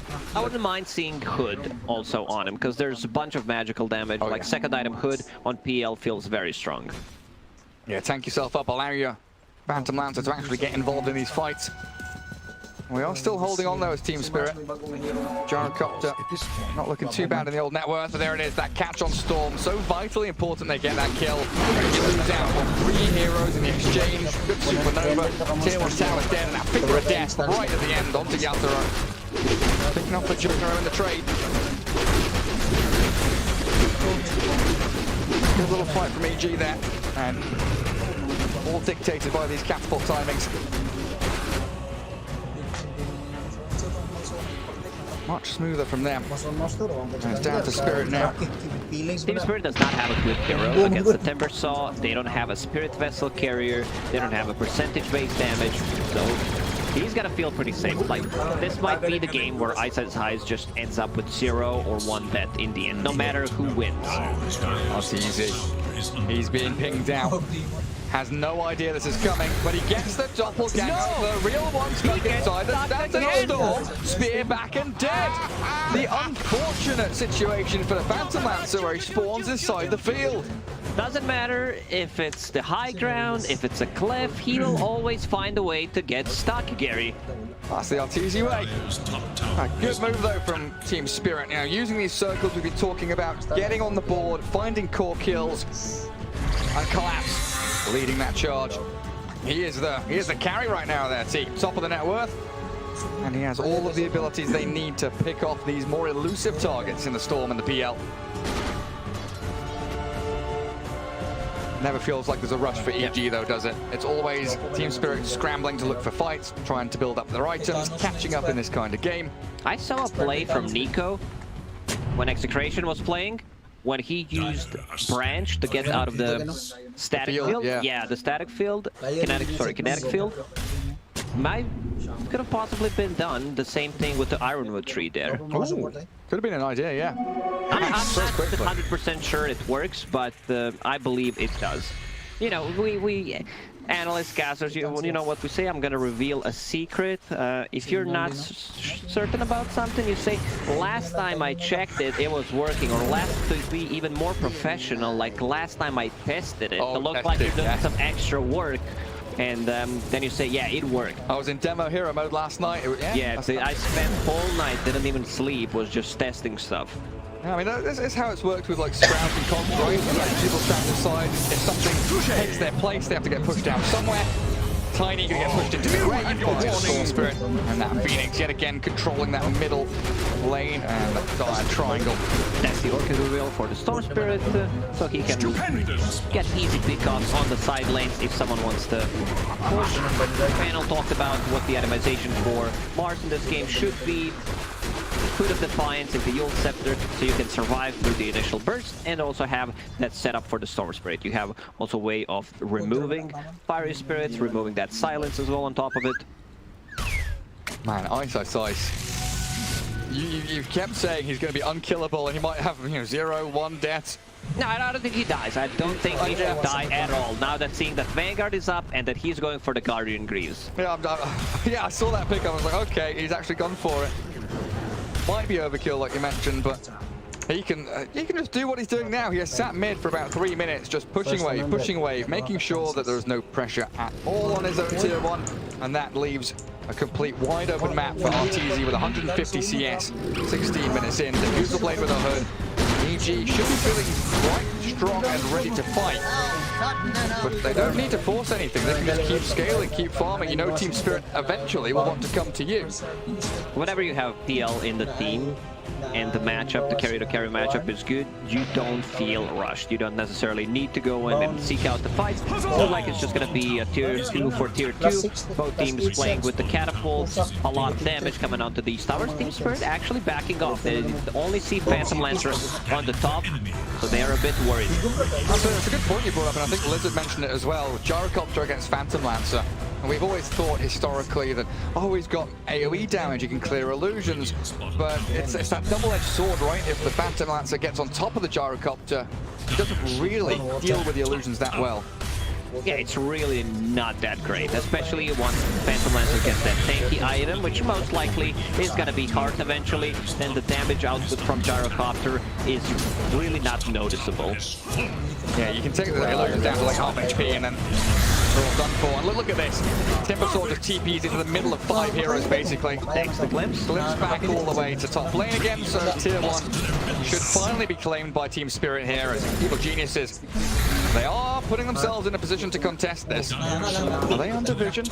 Team Spirit knows this is coming. They spot out the Timber Sword and they full on leg it away from that tier 1 mid. Timbersaw is, I'm back, baby. I'm back on the mid lane. You glimpsed me. I'm ready to go in one more time. You thought you got rid of me? You thought you know who I am? Some damage dealt to tier 4 tower. 330. Not too bad. First row shot still alive. Spear. Phoenix. That's a target they can go for. Not sure if they needed a bit of an overkill there with the static storm. And Arbed farming away. Gets himself up to that Kaya now. But yeah, tier 1 mid still standing and Team Spirit struggling to get a firm grasp in this game. 3k lead starting to build up for Evil Geniuses. And again, is that situation where they really do just want to extend this game out. There's no panic, no rush. Exercise, just building up stacks inside the roach pit. Haste available, Storm Spirit will pick it up. And then he's back into mid lane. They tried. He tried to make something happen. It feels like EG wanted to do Roche, but realized maybe we don't have that much damage. Once Phantom Lancer joins, we have, but he was playing the top lane. So, a couple of seconds wasted, nothing too serious. There was this window where Arena was down for 60 seconds. 10 goes to Static Storm. Static Storm will be up to 30. And we'll chip away at Roshan. Very fearful play from Team Spirit though. They're scanning the bottom tier 2, pushing out with a Tiny. 2 heroes holding the ramp in that bottom jungle. Gyro farming behind and TA in the Ancients. So Roshan completely uncontested, and Storm Spirit, one of the best Aegis carriers in the game, going to have absolutely free reign in that next team fight. Now, execution-wise for Team Spirit here, it has to be so spot on. This next team fight could just be the game-ending move. Abed can afford to go for more greedy items, especially now that he picked up the Aegis. It's not so much about the Aegis, it's about the neutral item. Found the Nether Shoal, something that Phantom Lancer likes to hold, but he went for a hood anyway, so they give it to the Storm Spirit, and now he can go into the Bloodstone, especially with Aegis being picked up. Yeah, go straight into those late game items. No need to get a BKB. Nah. Kaya Sands coming up. Used to be a Timbersaw as well. So he's got that status resistance. All that tankiness which we've already seen from him. His presence on the map has been insurmountable. Sticking in that mid lane and making sure Team Spirit have to make silly little moves like this. Backstabbing the tier 1 tower with a Tiny. One more hit from Mira. But caught a Blink Dagger, so Tiny probably quite pleased with himself in that, as long as they don't lose anymore. There's the Arena Spear catching out Crit. A 1-for-1 trade and the tier 1 grabbed by Team Spirit. Collapse with a TP home though, now Disruptor. Do we get the escape out of here? I don't believe so. Phantom Lancer's on your tail. A 2-for-1, the tier 1 grabbed up by Spirit, but this is still EG gunning it. Straight down towards that dire base. Phantom Lancer's getting huge. Good done, as we mentioned, now going into SNY. On top of the Imp, so he deals a ton of damage, Isis Ice one more time. Not killable, they're completely ignoring him. He's just a monument to tankiness right now. It's the thing about the support. Position 5 doesn't really do too much against the Timber. Neither does your position 4. Offlaner, he can't afford to get a Spirit Vessel. Position 4, it's pretty much always the same item build. You need that Blink Dagger to get to top of people. Position 5 will not get enough farm, and like even if you decide to get a Spirit Vessel, he will have a way of dispelling it because it comes down very, very late. They've got to catch him with his stacks down with like Meld Strike, everybody there. I don't think it's enough, Gary. I actually don't think it's enough. For even a chance then. Yeah, right now he has Kaya Sanj, he has a Vanguard, Armor, Hood of Defiance on top of it, holding a Bracer, which gives him even more magic resistance. Oh, he's toying with him now. He's just standing in front of their tier 2, holding the creep wave, keeping the push going while the rest of his squad, they're down bottom, they're farming triangle. Hodl, wait. They can't touch him. He has 3,000 HP, effective HP. It's probably around 6,000, to be more honest. Yeah, probably. And the fact that stun just water up a duck's back. Don't touch him. Great spot here for EG to be in. Ancient stack built up for Arteezy. 2 tier 2 towers ready to be grabbed up by them in the middle of the bottom lane.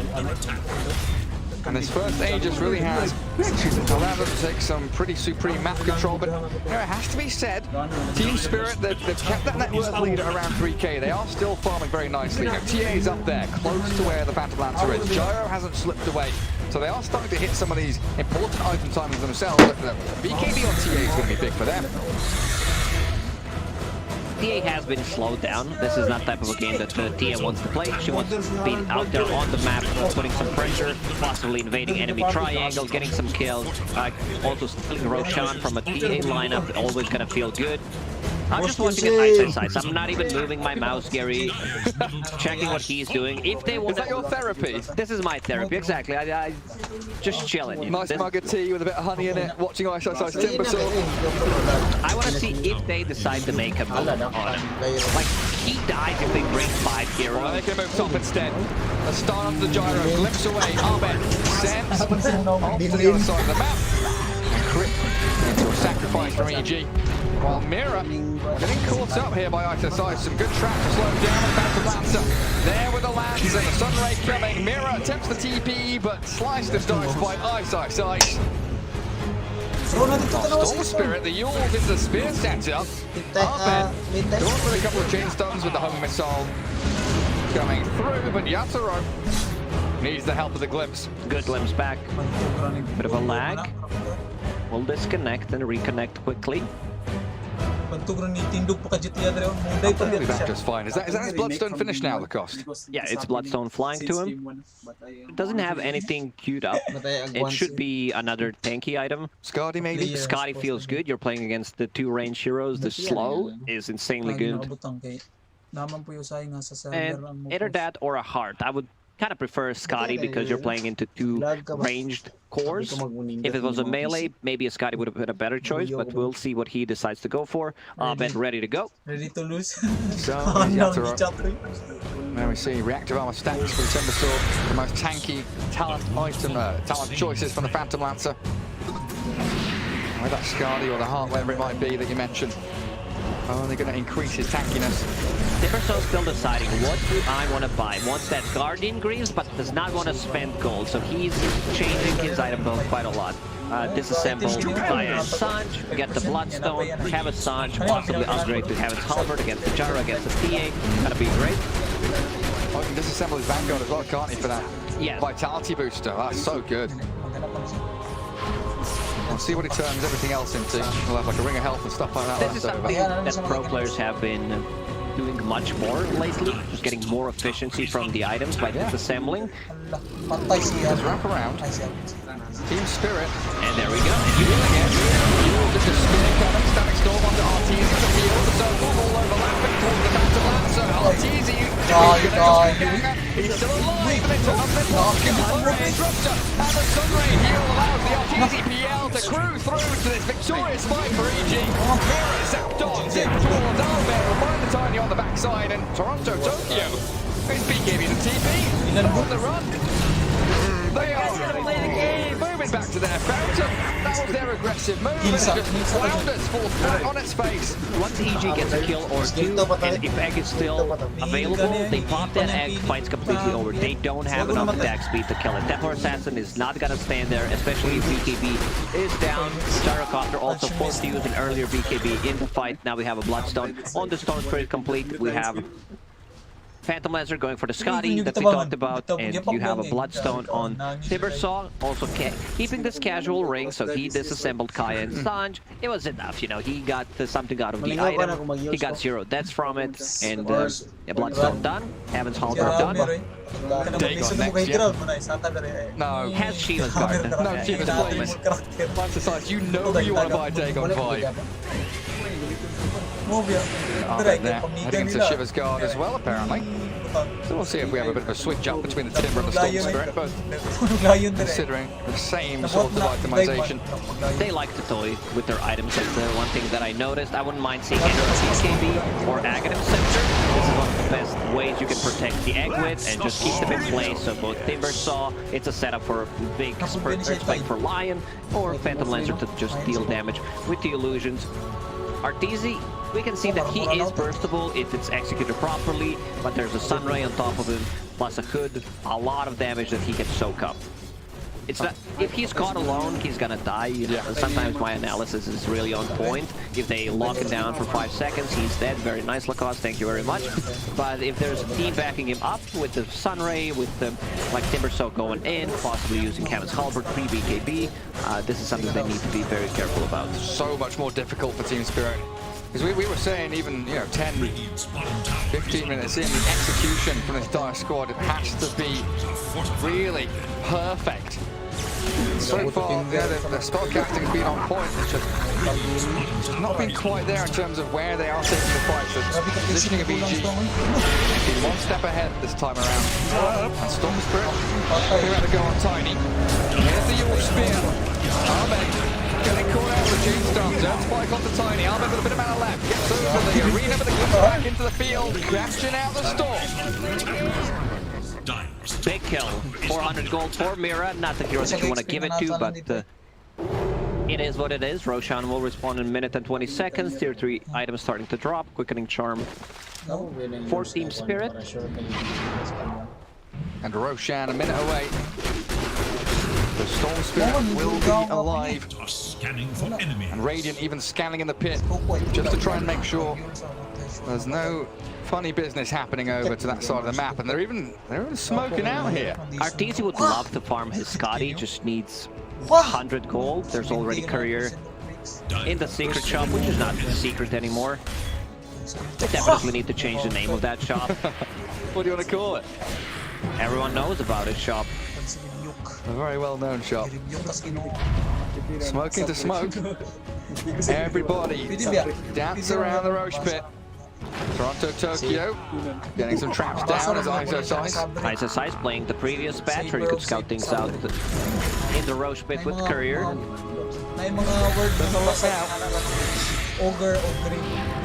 Perhaps Anime Poshka thinking about making a move. Yeah, yet again, it's a Timbersaw, boys. You can try. You can have a crack, but I don't think you're going to be able to take that man down.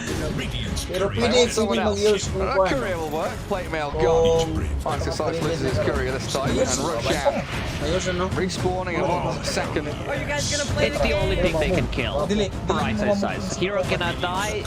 Courier is pretty much the only thing. Susceptible to death. Well, now Roshan is alive, but the trouble is here with this really interesting map setup is the Team Spirit are in Radiant. They're defending Roshan. Wildfly is cutting things out. Inside the Roche pit just to make sure that they're not doing it. EG are on your base. Tier 3 taking a lot of damage. Roshan now being attempted by Team Spirit, it looks like. They're in the pit with the Melstrike and minus armor. Roshan not dropping quickly enough though, and this is going to allow Isosize to move himself forward. You're right, he doesn't. They're still going to get in here on top of it. With a blink axe. Finding the target with the unspotted. Coming tiny mirror like a couple off. Isosize. He's still at half HP. You can't touch this map. He's too strong. Spots his bloodstone and breaks the vision up on the high ground, making sure that Team Spirit can't execute properly. And the Alcor can't hit with the egg. Up on the high ground, they've got a TP home towards the Tokyo. Ahmed's onto the bars now. And Team Spirit, they're all dead. Even without any stacks, Isosize goes in, so cut pretty much all the damage. He was worried for a second, you know, maybe I can die, pop some Bloodstone, Sunray on him. This is the second one. Aegis plus Shard. Let's see who gets the Shard. Probably gonna give it to Phantom Lancer because his Shard feels really good, and that's exactly what they do with Poshka. We'll go for the Courier. Not gonna get it in the end. Not much damage. Glimmer Cape TP out. And right now, EG in full control of this game. Yeah, they're strapped in. Seatbelt secured for them this time. 10,000 net worth lead. Like you say, with all that. The goodie bag from the Roshan pit. Making the situation of the Team Spirit look incredibly difficult to handle. Isosize stacks himself up a nice little double or triple wave there. Arteezy's on your tier 3 with a catapult top. And they will open up this base. Isosize, he's on the tier 4s. He's been a cheeky devil, isn't he? Hey, look at me. I'm a Timbersaw. I can do this. I can do that. You can't do anything to me. Gotta get them all those stacks, 30 reactive armor, back into tier 4s. Go on then. Nope, now back into tier 4s. Static Storm, Melstrike, Timbersaw, half HP, doesn't give a bloody damn about that damage control. He just can't be touched. Alright, Ray glimpse of it. Another spear back. I'm dying. Timber's dying. Oh, they got him. Isosize finally falls. Now Arteezy will lose the Aegis. Team Spirit. They hold on. Right here, over around that tier 4 towers. Arteezy used up again. A nice arena spear. This is Team Spirit fighting back. Defending their high grounders. Fly. Huge death in there. Getting close to the Phoenix, but mirror the toss up. Supernova. In comes Ahmed. Different death. Zapping down the TA and they will get Toronto, Tokyo. Now they come back in full force with Isosize's second life. I think they will try to take one more fight possibly if EG doesn't go and try to end the game on tier 4 towers. Like Isosize was playing with them. He went in, tanked a lot of of the damage, and nice execution from Team Spirit. First the spear into toss back into the static storm. Zip. 50 seconds. Your spear maybe. Kinetic field there. They can't touch Arbed now. No buybacks on both cores, so they can clear enough the tier 4 tower. Spear back to Fountain. They don't get him in there. Arbed running low on mana though. Tier 4's still looking reasonably healthy here. EG have taken 2 lanes of Barons, but I think they have time. Respecting these abilities that can move you out of your position. The only one that they lack is Magnus. You have Tiny, you have a Spear, you have a Glimpse as well, so you need to be very careful how you're going to approach the 4 towers. Still alive. Just 1 lane to go into now though. Team Spirit having to deal with the super creeps coming in from 2 different sides. So potentially a little bit more breathing room for Team Spirit. The fights, when they get them under tier 4s, look pretty decent. Flipping up towers, getting all that down, all their circles landing. Just so many targets that EG have out on the map that Team Spirit can't really contend with. I guess you can start thinking, you know, the buyback on Ice, if he does die again, could signal some worries here for Evil Geniuses. I wouldn't be too worried. Phantom Lancer going into Heart, taking up the illusions even more. Storm Spirit has Aghanim Scepter done on top of Ceremonial Robe. You don't want to get this item when you're playing Storm Spirit. You get the level 20 talent, you get that Ceremonial Robe, status resistance, and magic resistance down by 10%. So good. So do you think Isis is going to be telling RTZ, hey, you've got buyback, go save up money for it. Go and do what I just did. Stand at the tier 4s. Are you guys gonna play the game? I'm dead. They might do it, yeah. Isis, you know, will respect the damage coming out from it, will not do the same thing. 2 set of barracks down, now knocking on the last one. RTZ just front lining. So tanky, 4,000 health. And a load of sword to back him up. Right, so does finish off that nice buff up item. Ice. Look at a professional esports player. Not diving tier 4 towers. He's pressing his buttons, boys. He's cutting waves. Making sure it's all too easy for RTZ. Tossing illusions around, Mirror there trying to chip away at the Phantom Lancer, but again, Sunray with Heart.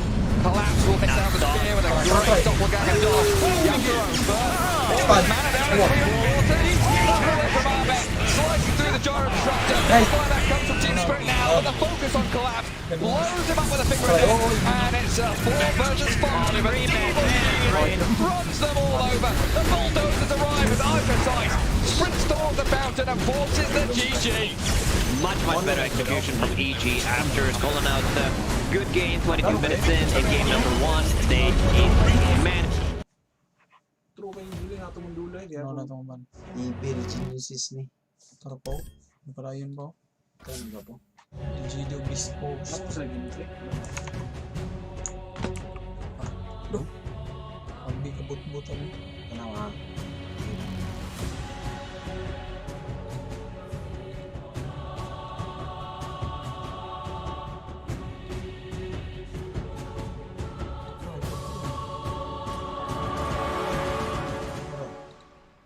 Tadi kaya. Sipur.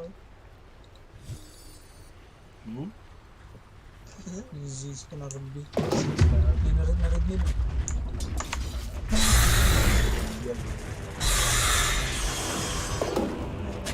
Dire should build to the middle tower. Dire structures are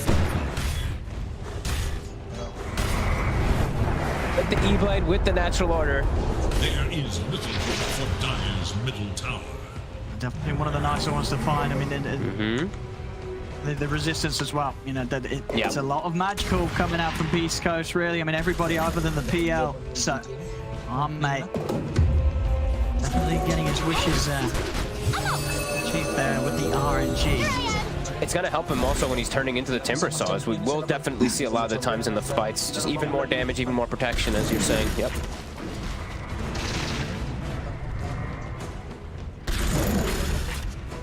Beast Coast. Indeed, it's sort of the one target that Arme's never going to be really too tempted to go on. They're still keeping it close though. Less than 2K lead here for PSG LGD. Experience, same thing. Just about 2K. You're saying that in the matchup, K1 can absolutely do it on the PL. Can keep up, and so far so good. A few hundred gold behind that of Arme.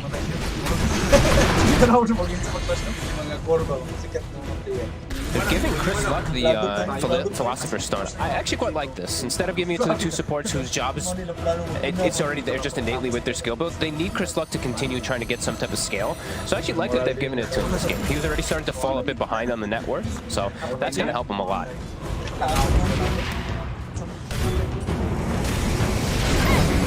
Mid lane. Nice try for the burst. This time around with the 5 of them, they can blow up Whisper. And now they're going to try and find more here. And Xinqiu's heading straight over towards Chris Luck. The old down on the Schofield. Schofield trying to turn on a nothing to come out, trying to keep him.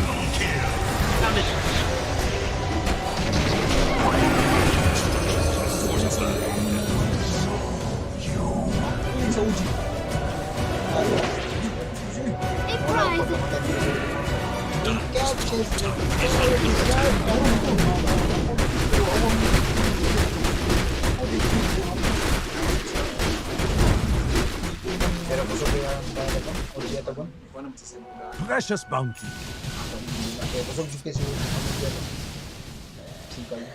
Busog mo po dyan na ito.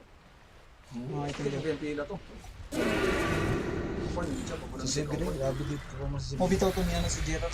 Ina, ma-capture ka mo imagpagin. Dire's middle tower is under attack.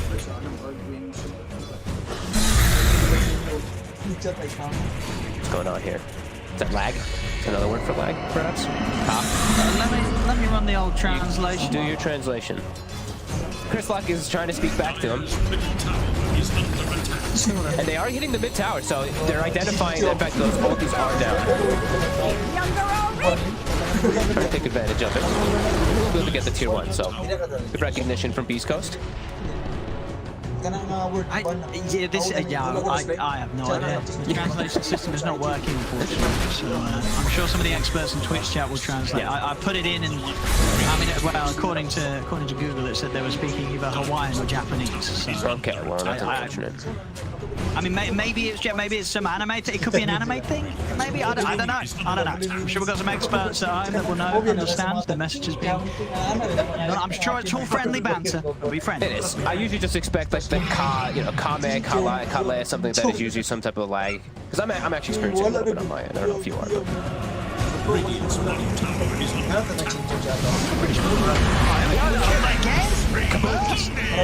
He's just gone. I mean, that's a concern when your timber's dying that quickly. Stinger next. Chris Luck as well. I mean, Chris Luck's going to get away with the ace fruit. Is he actually going to be able to get away with this TP? He is. He is. He managed to make it up, but yeah, we are seeing that Arme turns up to the fight, and you better leave before Arme forces you to. Yeah, he's picking up these kills. The burst, it's just too much, and Whisper's having a tough time. You know, he has to go for this sort of build. He needed the ATOS, as we saw, because of the lack of control, but that means that some of the more defensive items that he wished to have as a Timbersaw have been put on hold, and it is showing that they're blowing him up, no problem, very quickly at the start of every fight at PSG LGD. And it's quickly starting to feel like it's going to be Hector versus the world here. He's the only one surviving during all this. He's keeping up in net worth, but the rest of the cores, the supports, just really starting to fall off. And problem with the PL, even though he's got this good matchup for the Morphling, he's versus ET. So the game is always going to be difficult as it progresses. If Innocence is alive in the fights, K1's in trouble. It's a stomp off. I'm going to send this man Whisper. They'll be able to take down Innocence. It's a big kill. Xinqiu's ready to roll. He's watching from the side. He's ready to try and get on this. Schofield. He's looking for some sort of setup. Wants nothing to say. Nothing to say. Easily out of there. You're seeing as well, even around K1 Beast Coast, they've got to be careful how they step up into this. They have to be very aware of where Arme's going to be approaching the fight from.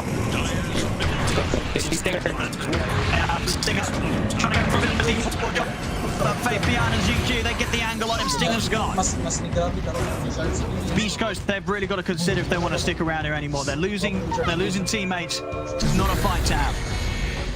When they lose the AA, that's where the Morphling can come in and thrive. So they do have to be very careful as Ame is starting to swing over. Has Lincolns now too to protect himself. Radiant's bottom tower is Whisper. under attack.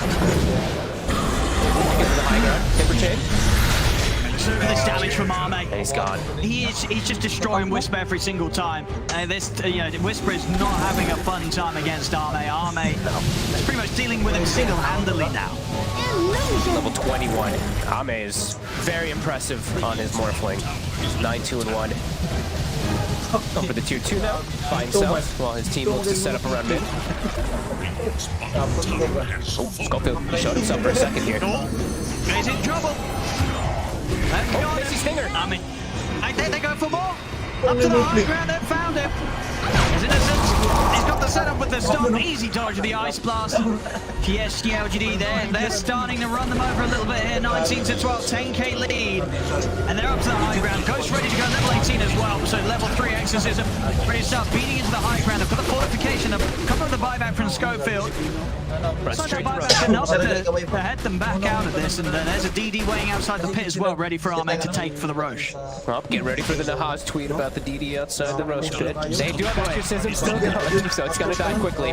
They're rotating over. They get the scan. They know. AA is back alive. Ice Blast cooldown 4 seconds. It's dying before Ice Blast is up. See what they're going to do to stop it. It's already gone. The Aegis is picked up by Arme as they're ready for the fight to go on. K1 trying to move it on to Innocence, but he's able to tap the stop. Holds back K1. They've lost the Shadow Demon. It's Arme.